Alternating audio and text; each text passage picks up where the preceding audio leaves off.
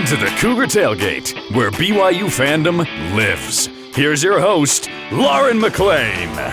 What's up, Cougar Nation? Lauren McClain here with Cleon Wall, and we're doing what we do best, talking all things BYU Cougars. Here's what we got coming up on the show today.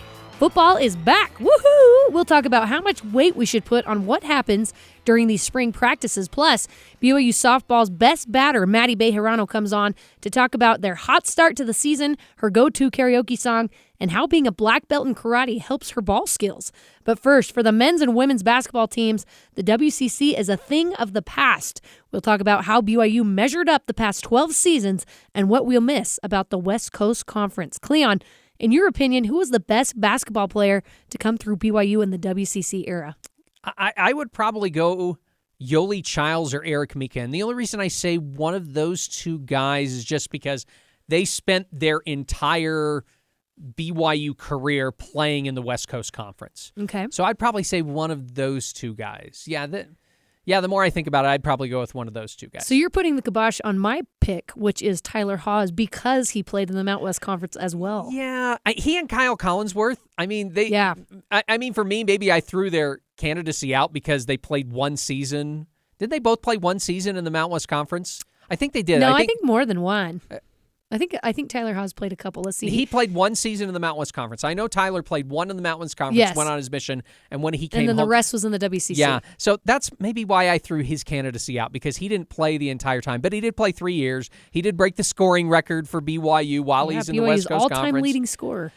Tyler Haws. I can see where you're going, but I'm still going to go with Yoli or Eric just because they spent their entire time in the West Coast Conference. Yeah, that makes sense. And like I said, Kyle Collinsworth is definitely up there as well. The men's basketball team filled a number 1 seed, St. Mary's, in the semifinals of the WCC tournament. Rudy Williams and Spencer Johnson both played 3 very solid games. Spencer is shooting 46% from the three-point range, which is the 12th highest in a single season in program history. Rudy had a game-high 23 points against LMU. Cleon, BYU never won a WCC regular season championship or a WCC tournament title during its 12 years in the conference.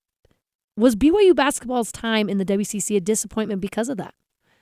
I would say yes. I mean, I loved BYU being in the WCC, but I would say yes. Think about it. 12 years, and you didn't capture at least one of those two things, either a regular season title or a conference tournament title. To me, they had the guys that they could have done this. I mean, we mentioned a couple of them. We have Yoli Childs, we have TJ Haws, Nick Emery, Eric Mika. If we go back even further, you got Noah Hartsock, Matt Carlino, Brandon Davies. These are good players. Alex Barcelo in recent memory. Yeah, exactly. These are good players who played professionally. So it's not like they're a bunch of chumps who haven't done things. Maybe not all of them have played professionally, but at least as far as I know, the guys I mentioned, all of them, at least for a short time, played professionally. They're not NBA players, but they're good program players. They're good college basketball players. For a mid-major conference as well. Exactly. You come from the Mountain West Conference where you had success there and you won regular season titles there. You were really good. And they were playing teams like San Diego State, who had Kawhi Leonard, who ends up being an NBA champion. I mean, they played really good programs over there. And they won regular season titles, and they won conference championships. Not a lot, but mainly regular season titles. Right. So you would think that in that 12-year span, they would be able to get one. 1 out of 12. It really is kind of mind-boggling when you think about it, because BYU had a great team coming into the WCC. They were a great program. They just came off the Sweet 16 with Jimmer Fredette, and they're coming into this West Coast Conference, and you're like, oh, they're going to be the team besides Gonzaga, right? Or they're going to be right up there with Gonzaga. BYU got close to the championship game several times, but they just could not get past Gonzaga and usually St. Mary's as well. What's disappointing is BYU was supposed to be the next Gonzaga. They were supposed to be just as good as the Zags, and they had 12 years to try and find the right formula, which I just give so much respect to Mark Few with what he did with Gonzaga. This small school in the middle of Washington, and he can bring in these NBA players. Honestly, it's really incredible what he's done. I was really hoping BYU could do the same thing. What's hard is BYU is a hard place to recruit because it's not going to be any easier during the Big 12, meaning the aspects that make it a hard place to recruit are going to stay the same, and that's the Church of Jesus Christ of Latter-day Saints and all the standards and everything and the honor code that come along with it. I don't know. It is. It was disappointing. And it's a little bit scary for me, Cleon, thinking of going into the Big 12 because the talent just increases from the WCC where BYU could not get a championship game, and then they're going to go to these national powerhouses. So they're going to have to figure something out quickly because ready or not, here comes the Big 12. On the women's side, Nani Falatea and Emma Calvert played great in the WCC tournament alongside the no-brainer, Lauren Gustin. Lauren Gustin set a career high and WCC high of 27 rebounds against USF. She's the first player in NCAA men and women's to reach 400 and now 500 points and rebounds. She was on the WCC all-tourney team, still first in the country for rebounds. I love this. At 60.6 points per game, an entire rebound ahead of number 2, and 4 ahead of 3, 4, and 5. She just has been incredible for the women's basketball team. Emma Calvert hit 5 threes against USF, finishing with 17 points and 4 rebounds. The first season in the Amber Whiting era comes to an end. They finished 16-16 and 9-9 in conference play. Cleon, is that better, worse, or about where we expected them to be by the end of the season? First of all, I think you like Lauren Gustin because you two share the same first name. name. Same name, absolutely. Yeah. Share this and the same athletic ability, I might say. Just kidding. Not even close. I question that. Do I think better, worse, or where we expected? I'm going to go with a bit better than expected.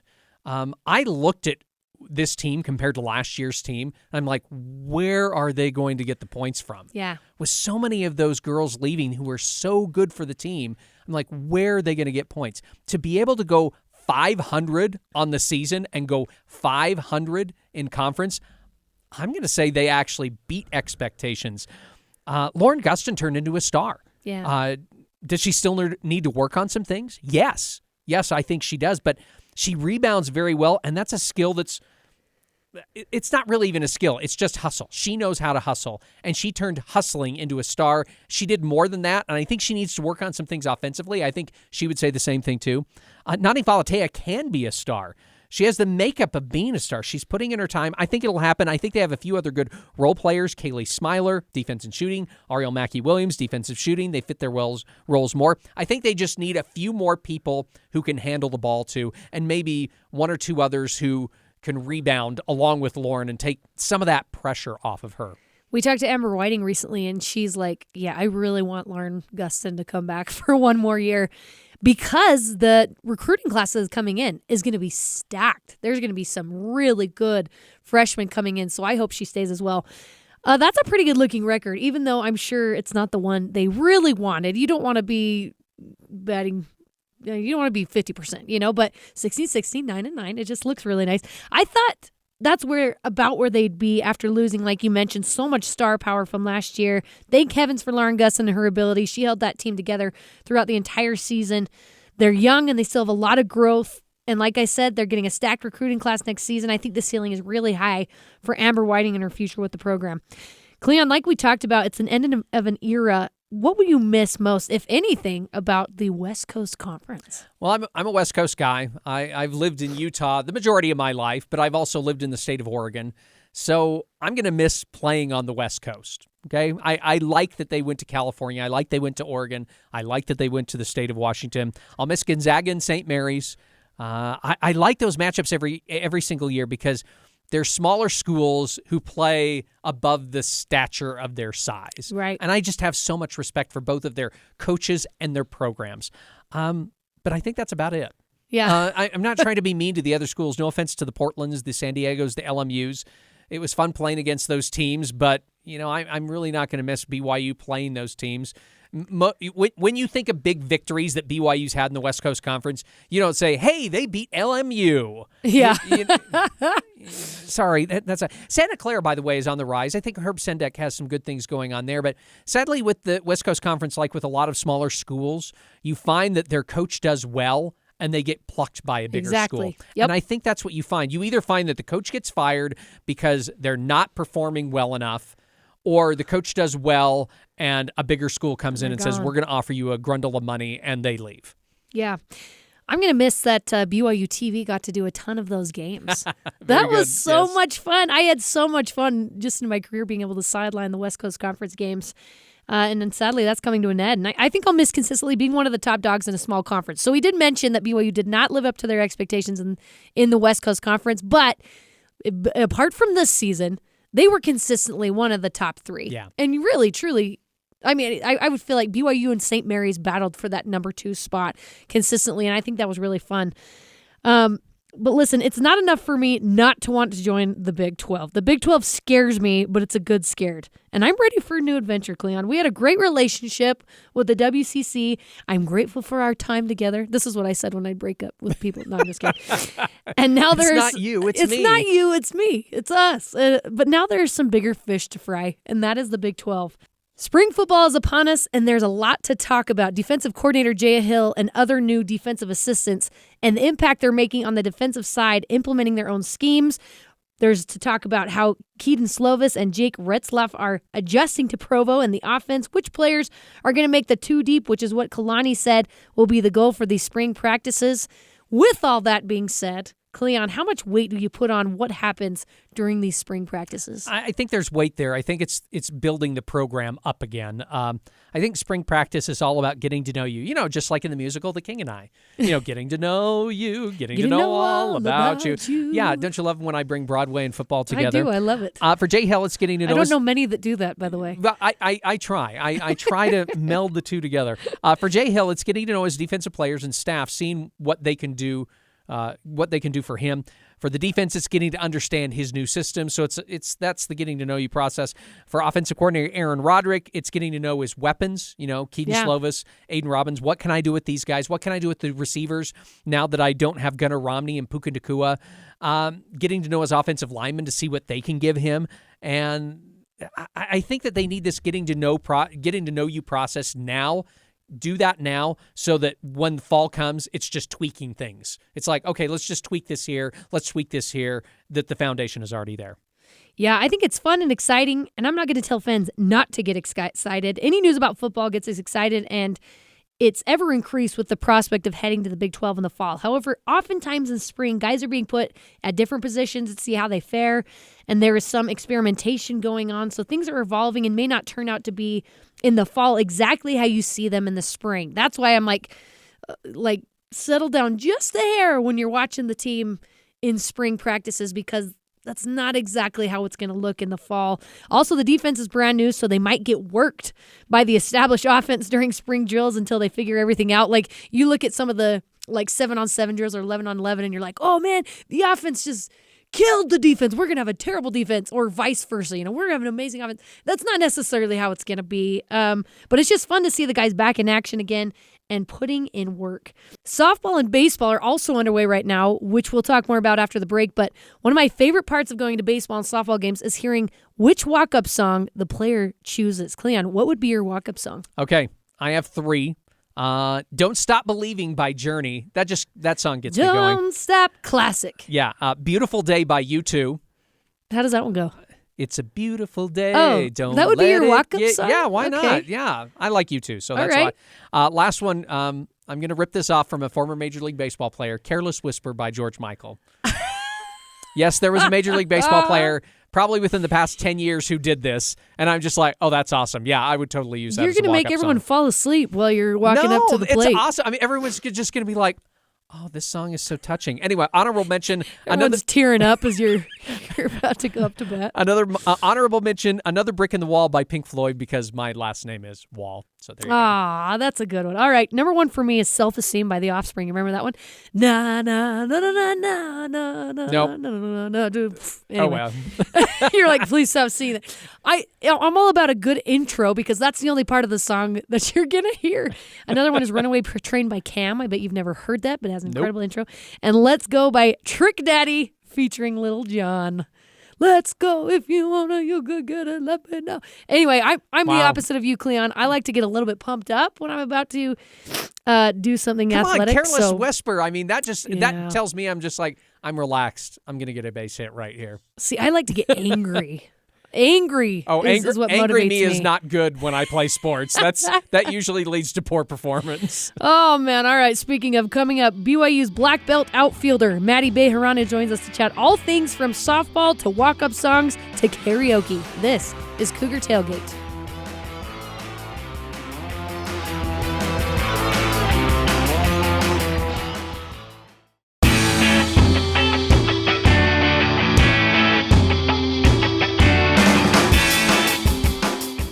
back to Cougar Tailgate. I'm Lauren McClain alongside Cleon Wall. BYU's softball team is currently 11-6 and on a 3-game winning streak. Joining us now is Arizona native, UCF transfer, and the gal with the best batting average on the team, currently hitting .400, Maddie Bejarano. Thanks for coming on with us, Maddie. Hi, thank you guys so much for having me. I'm so excited. You guys have had an incredible start to the season. You spent 3 seasons with the UCF Knights in Florida, and then you transferred to BYU in the fall of 2022. What sold you on BYU once you entered the transfer portal? Well, it was super important to me to find somewhere back on the West Coast. Since I am from Arizona, I have 2 younger brothers and 2 loving parents. I have one other younger brother. He is 8 or just turned 19, actually. He has Down syndrome, so just being able to get close to home. And I wanted to be in a program that was super family oriented. And I had a few other schools looking at me, and I decided to take BYU as my first visit. And when I tell you, when I think you can even ask Coach Eakin, when I, like, halfway through my visits, I was just like, get me here. I'll sign whatever papers I got to sign. I want to come here. Like, I don't care about going on any other visits. Like, I just knew I had a gut feeling. It's so family oriented here. The coaches care so much about us. I've never played for such caring coaches in my life before. Well, obviously Todd, because Todd was my old club coach, so I played for him. But it's just such a great program. Like, you can just tell I was invited by the girls. Like, they just took me in, took me under their wing, was so welcoming.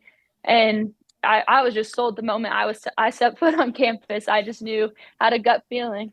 I don't want to besmirch the other programs that were recruiting you when you came out of UCF, but what were some of those other programs that were looking at you? I had Cal State Berkeley, I think that's what it was called. I had Long Beach State and just other few, some on the East Coast, but obviously I wasn't even wanting to stay back on the East Coast. So you grew up in Arizona, and then you went to school in Orlando. How have you liked the Provo weather, which is very different from what you're used to? Right. I actually get that question a lot. When I was first getting recruited, when I was back in like my freshman year of high school, I had told my parents, I said, I don't want to do the cold. Now where I'm from in Arizona, we get snow maybe like once or twice a year, and then the snow's gone within the day because it heats up so much in the daytime. But being in the heat was a big thing for me. I was like, I need to get in the heat. I'm like, I'm not a cold girl at all. So it's definitely taken some adjusting to, I think I jinxed us because I think towards the beginning of February, I was like, wow, like, it hasn't snowed in a while. We've gotten through the snow phase. I'm like, we're gotten through it. I said, by the time March hits, like, we'll be good. Well, obviously that has gone the complete other way. Like, I feel like it snows every single day here. So I'm definitely making the most of it. I haven't minded it too much, but I definitely have my layers, and I've bought in a few jackets since I've gotten here. Well, we're glad you're getting used to the snow. We're going to get a few more storms in there. Hey, your team's 11-6 so far, and you host Utah next week at home. First home game of the season. What have you learned about the rivalry between BYU and Utah? Well, I didn't know about the rivalry until about 2 weeks ago. Wow. I was looking at the schedule, and then I just happened to ask one of the girls, I was like, so who's our rival? Like, they're like, really? And I was like, yeah. I'm like, I don't know. And they're like, it's Utah. And I was like, oh my goodness. I said, that's our first home game. I said, okay, well, I guess we better step it up for that game. I'm like, now I know. I said, nothing personal against Utah, but now I know them as my rival, and that just makes it an even more exciting game. So have any of your teammates told you anything about the rivalry, or just the fact that it was the University of Utah? I haven't heard too much about the rivalry. I've heard that it kind of gets a little heated in a sense, but I haven't heard too much, but I'm excited to experience that next week. I mean, rivalries are always good, Hopefully there won't be any snow on the field when the two teams play. Oh, me and you both. I hope that too. Are you excited, though, to play that first home game at Miller Field? Oh, my gosh. I think we're all super excited for that. We've been on the road for, 4 weeks now? And we get this off week to just kind of settle in and get back into those vibes of playing back here. we're all super excited. Like, just being on the road for 4 weeks straight is super hard, and to finally get the opportunity to play at home and in front of all of our fans, family, friends, it's going to be amazing. You're obviously very focused on this season, but next season you guys enter the Big 12. You compete against new teams. UCF will also be entering the Big 12. How do you feel about playing your former team next season, but this time wearing BYU blue? I'm definitely excited. I mean, it's gonna be. I think it's gonna be definitely really weird playing against girls that I played with for 3 years, but it will also be nice to see some familiar faces out there that I haven't been able to see in a long time. It was definitely hard leaving that program. Obviously, I don't get to see some of the friendships I've made really a lot of friendships while I was out there, and so I don't get to see those girls very often or at all. So it'll be nice to see them again, but it'll definitely be weird going against them for sure. Maddie, let's be honest. You say you miss those teammates, and maybe you even miss the weather out there, but in reality, it's you miss Gator World in Orlando. Is that the real reason? Right, exactly. That's honestly one of my favorite places to go. Me and my parents, every time my parents would go out there, we would be at Gator World. So, hey, you have 20 hits, 3 triples, and a home run so far this season. Those are great things to talk about. But what's been your favorite moment? Any of those moments, or something else? I think my favorite moment so far was hitting my first home run as a BYU Cougar at ASU, just because as an Arizona native, I've never been to the state of Arizona without going home. And I had so many family, so many friends out there supporting me, and to just be there in my home state to hit that home run, it meant so much to me. I had my 2 younger brothers out there, my parents, grandparents, aunts, uncles, you name it, were out there supporting me. So that definitely meant a lot to me. I was trying all weekend to get a home run, and I think sometimes I was trying a little too hard to get a home run, but then it finally came through. So that definitely meant a lot to me. Okay, you're a black belt in karate, which is so incredible. I want to know, how did those skills translate into softball, if at all? I think it definitely made me tough and mentally tough. I did karate for a long time growing up before I switched to softball, and you learn so much in karate, like discipline, mental toughness, everything. So that definitely transferred over to my softball career. Before I went to softball, though, my dad did put me in kickboxing and boxing for a little bit. So those 2 sports definitely made me a lot tougher. Holy cow. I don't think anyone's going to want to mess with you, whether it's on the diamond or off the diamond. Do you like brag? You're like, hey, by the way, I'm a black belt. Just wanted to let you know I'm also into kickboxing. Do you ever tell people that? Oh, all the time. That's like my most interesting fact I got. Besides breaking my nose twice, that's like my go-to fun fact. How did you break your nose twice? Now I got to know. Well, first time I broke it playing hacky sack with my club team. And then the second time, I thought it was maybe my freshman year or sophomore year of college. And I was like, I want to take my face mask off of my helmet. And my mom, the week I took it off, she's like, dude, do not take it off. You're going to get hit in the face. And I'm like, no, Mom, like, it is so cool to have your face mask off. Like, I'm doing it. Like, my nose isn't going to break. Week later, I took a ball to the face and it's broken, and it still is broken. I never got to get it fixed. So, oh my gosh. Summary of that is my mom is always right. So if she's listening to this at all, hopefully that doesn't go to your head, Mom. How did you break it playing hacky sack? Did someone kick you, or? I got an elbow to the face. Oh, my goodness. Wow. Yeah. Oh, okay. Has this affected your singing at all? And here's the reason why. On your UCF bio, you said your go-to karaoke song is This Girl Is on Fire. Is your singing voice still okay even with 2 broken noses? Oh, I can't breathe very well, but that doesn't hurt the vocals. Okay. So now it's time for you to belt out the chorus. Go ahead. We're waiting for you. No, this girl is on fire. There we go. I didn't get to warm up, but there you go. Put me on the spot. Oh, I am impressed. I love that you did that. Oh my gosh, you're becoming quickly one of my favorite softball players ever. Okay, so This Girl on Fire is your go-to karaoke song, but I am obsessed. I love walk-up songs. I love them. I think that's one of the funnest parts of baseball and softball. What's your walk-up song? So I did Pretty Girl Rock.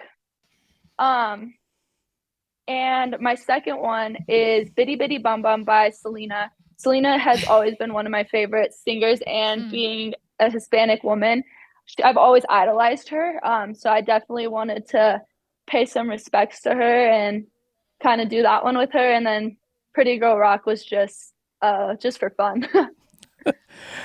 You're an outfielder. Does it ever get boring out there? I mean, when we think softball, lots of strikeouts, but also lots of home runs. I mean, does it ever get a little bit boring when you're just kind of standing out there and maybe you're practicing your karaoke or anything while you're out there? Well, my thought process is if it's boring, it's good, because that means our pitchers are dealing, right? But, you know, me and Violet, we always crack up because me and Violet go crazy out there. Like, me and her are always making eye contact and going crazy out there, jumping up and down when our pitcher in the mound is dealing. And we always we'll come back and we're like, dang, we feel so left out. Like, we're just out here screaming our heads off, and we're like, nobody probably even hears us. But I think if it's boring, it's pretty good though. It's pretty good because if I'm not getting any balls or anything, that means our pitcher is dealing up there. So. Well, it sounds like you entertain yourself regardless of what's happening in the infield. All right, my last question is, what's something you are really excited for when you look at this team that you're currently playing for now? What are you most looking forward to as the season progresses on? I just think the potential that we have is phenomenal. I've never been part of such a talented team and such a fantastic group of girls. Honestly, we're in control of what's going to happen with our future here this season. So just seeing how this will all play out. I know all of us 1 through 27, I think we have the same goal in mind, and that's getting to the World Series. And I truly believe that's something that we're fully capable of, and we can take this team however far we want to. And just seeing how the future takes place, I think that's just going to be really exciting for us. I'd love to see it. We're talking to BYU softball's outfielder, Maddie Bejarano. Maddie, you were incredible. You were so entertaining, and we're super excited to watch you the rest of the season. Thank you so much for having me. And that does it for us today. Thanks again to Maddie Bejarano for coming on the show with us. You can join the Cougar Tailgate wherever you get your podcasts, on Apple, TuneIn, Stitcher, Spotify, or on BYURadio.org. Cougar Tailgate is a production of BYU Radio.